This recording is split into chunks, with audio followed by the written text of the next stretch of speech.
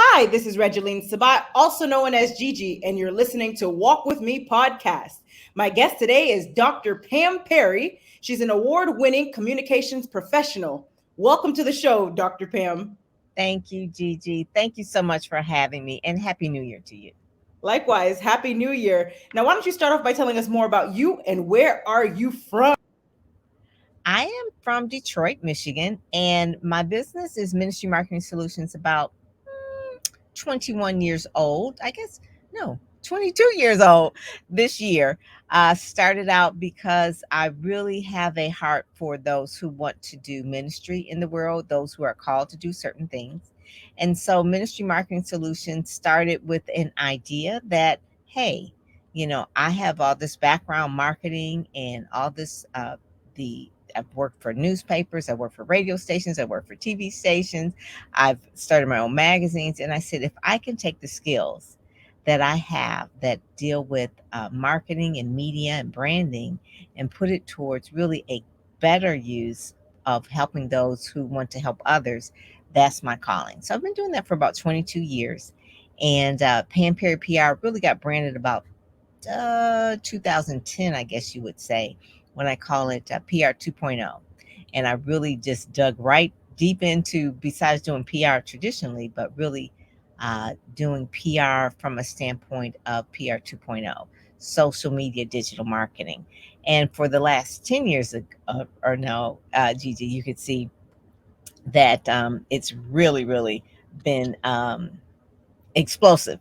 So from Facebook, Instagram, Twitter, LinkedIn, TikTok, Clubhouse. I mean, so that's what keeps me going, because it's the message is always the same. I'm marking the same message, but the method has changed. I love it. Now, you've also worked for a lot of nonprofit organizations. Tell us a little bit more about your experience. Yeah, for about 7 years, I worked as a director of public relations for the Salvation Army. So I worked with nonprofits for a long time. The keyword salvation, right? So obviously, I've been in ministry marketing, and so I've worked with nonprofits from AARP to the Charles H. Wright Museum, Area Agency on Aging, and a lot of nonprofits that definitely have good missions. And so I've been doing that as well. And really, when you're doing PR and branding for a nonprofit, what you're really doing is helping them with their fundraising.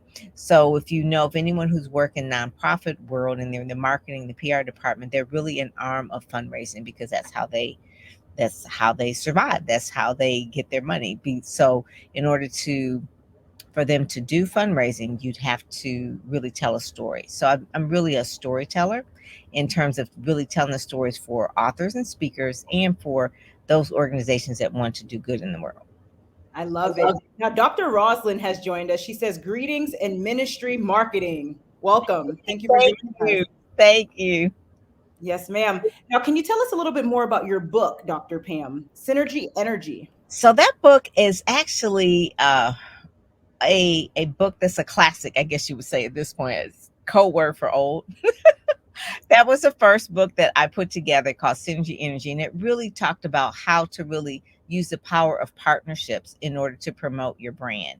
I'm coming out with two new books this year. Again, collaborative books. One is called Unstoppable, and the other book is a book for authors that says how to how to do it right the first time. And what those two books are, one is Unstoppable, that talks about courage and really talks about networking and how to really speak to people that you may not know. Like Gigi and I, we've met over email and phone, but we've never really met like in person. And so you have to get out there and talk to people. And so the Unstoppable one is like, okay, what's really stopping you? Is it really the situation, or is it you? And then the other book is like Do It Right the First Time. It talks about publishing. So people who publish books, a lot of them don't do it right. And so we talk about in this book with Valerie Coleman about how to do it right the first time. So they'll be coming out in 2022. I'm excited about that. 2020 and 2021 were pretty much like just different. So 2022, I expect to be a lot better. Amen. And I love what you said there because we're never promised tomorrow. So if you could take action and connect with someone today, why wait till tomorrow? Because again, we're not promised tomorrow. Very powerful. Now, Right. Dr. Pam, can you tell us more about the major challenge that you had to overcome in your life? Well, one of the major challenges is, being a Black woman, right? And I am unapologetically pro-Black. And so going through Detroit in the 60s, we have role models and just really great role models, from our mayor to Barry Gordy and a Black chief, a police chief. I mean, growing up in a neighborhood where we felt like we were middle class, but at that time, I guess we really weren't. But we felt like we were because of the love that we had. And by the time I went to college, I really had like a shock, like, oh, okay, it's different, because you're used to really functioning in a way where you're thinking that you are not a minority or you're not really felt a certain way.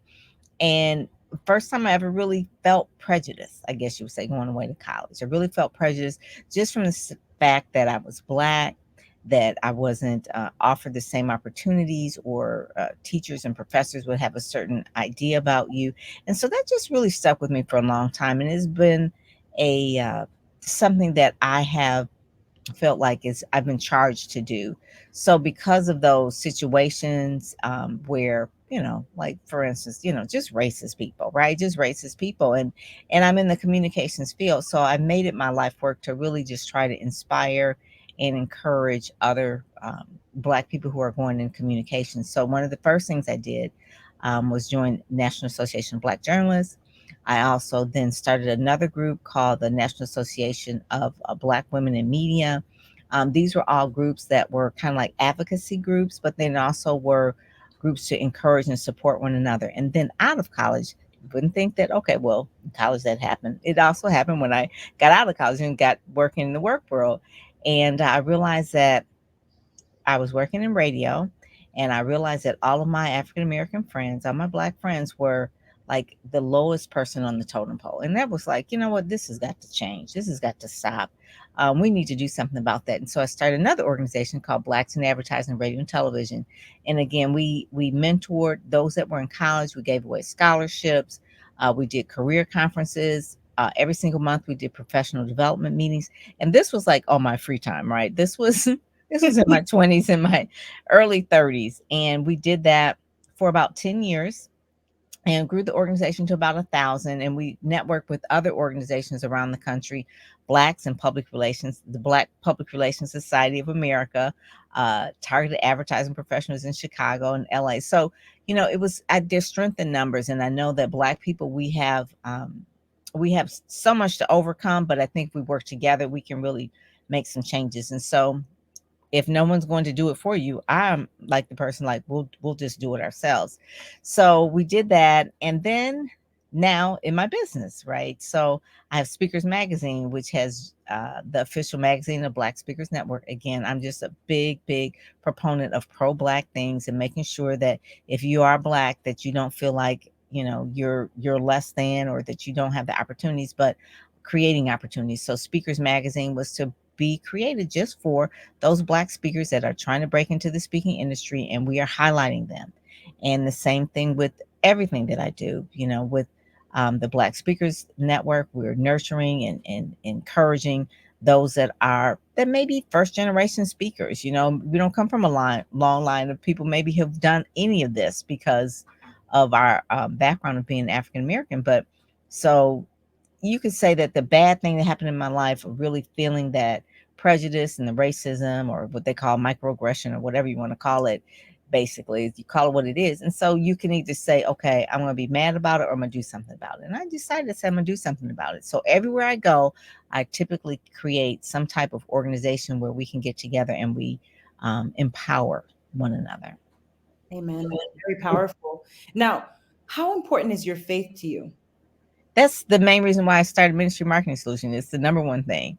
So I actually have a story where it's like we're here for a reason. And so I really just know that God has a reason for us. So a lot of times, it's like where you're born or how different things. So I happen to be born next door to my pastor, that Reverend Joseph R. Jordan. So I knew him basically when I was about 2 years old, right? And so eventually becoming involved in the church and all that kind of thing. But one of the things that was really natural to me was to really tell other people about this church, telling the stories of the church, really just, and he was a big book person. So I love books as well. And so I met a lot of authors through him as well. So part of that faith of me just it's just so natural to me that I just thought that everybody had that same type of passion or feeling about God. Wasn't. And so my main mission was to really help people market the ministry. And that was the church. And so in Detroit, I work with a lot of the mega churches here, Word of Faith, Greater Grace, Straight Gate, just happened to be that, right? Who would have thought that, like, growing up just next door to the pastor, that I would have that passion for that? Now, not that everybody on the block had that passion, but it was something that God put in me. So yeah, so faith is very important. I'm unapologetic about that as well. Unapologetic about being Black. Unapologetic about my faith. I am who I am. I'm 62 years old, and it's like, you know what? This is how I've run my life, and it has served me well. You don't look 62, Dr. Pam. I'll tell you Thank that. you. Thank you. Hey, Welcome. that's the saying that Black don't crack, right? Yes, ma'am. Now, what gives you the most joy in your life? The most joy is really when I teach something and people catch it. So I teach a lot about PR, marketing, and branding. And so someone that says, "I've got a mission, I've got a something I really want to do in my life, and God has given me this vision. I want to do this book. I want to do this movie. I want to do this film." Whatever it is, and I help them promote it. And then also by helping them promote that one particular thing that they learn about marketing, PR, and branding. And it can be something as simple as like how to set up a website, how to publish your book, how to really put together your trailer. I mean, once they get it, that is the biggest joy. And then they go on and they do things, and I see them teach it to other people. That's what's really cool. So I remember seeing one client, well, two of them actually, two pastors, Dr. Roslyn and Pastor Andre Butler. Both of them, came to me at the beginning, and I was like, "Hey, we got to really crush this thing online, about online marketing, and it's not bad. We got to do it. We got to get out here where the people are." So both of them ended up just doing so well. Dr. Roslyn, she's out in Florida. She's got this website that's just so well connected, and she's met Joel Osteen, and he has given her honors, and just she just really has crushed it online, right? She's teaching other pastors how to do videos and all that kind of stuff. Pastor Andre, he's like known as like the social media pastor, right? Because he's just always doing his thing, and he did a movie, and he's starting a TV network. So he really grasped the whole thing about online marketing and digital marketing to the point where I see it in him. I knew that he had the capability. He just had to really understand it, and he's just going really gangbusters with that. So I'm really that gives me joy. A lot of my clients too, when I see Dr. Geneva doing the thing on Instagram. She's like 72, right? I'm 62. She's 72. She does not look 72 either. And she is on Instagram and just looking like really fly. And before, when we started, she didn't even have a website. And now she's like doing Facebook Live. She's doing Instagram. She's doing uh, all kind of video. She's doing webinars. Yes. So when you give someone that seed and then they take it and it grows and blossoms, that's like the joy that you feel. It's just like, oh my God, look at them. They got it. They got it. And they're doing it. They're doing the darn thing. I love it. Very powerful. Thank you for sharing that with us. Now, Dr. Pam, where can the audience find you? They find all things on pamperrypr.com. I don't send people all over the place. It's just go to one spot. They can get the magazine there. They can get the podcast there. They can find out about the programs. They can contact me directly there. They'll see my YouTube channel, my Insta, everything at pamperrypr.com. So that's where everything is. So yeah, that's like the hub. And I teach that to people too, to just have one hub for everything. So don't create a whole bunch of different websites, just one website. I love it. Very powerful. Ladies and gentlemen, make sure to check out Dr. Pam at pamperrypr.com. And it's PAMPERRYPR.com. Go there now and check it out. And Pam, thank you again for being a guest on Walk With Me podcast. I appreciate you. Thank you. Thank you so much. You're welcome. God bless.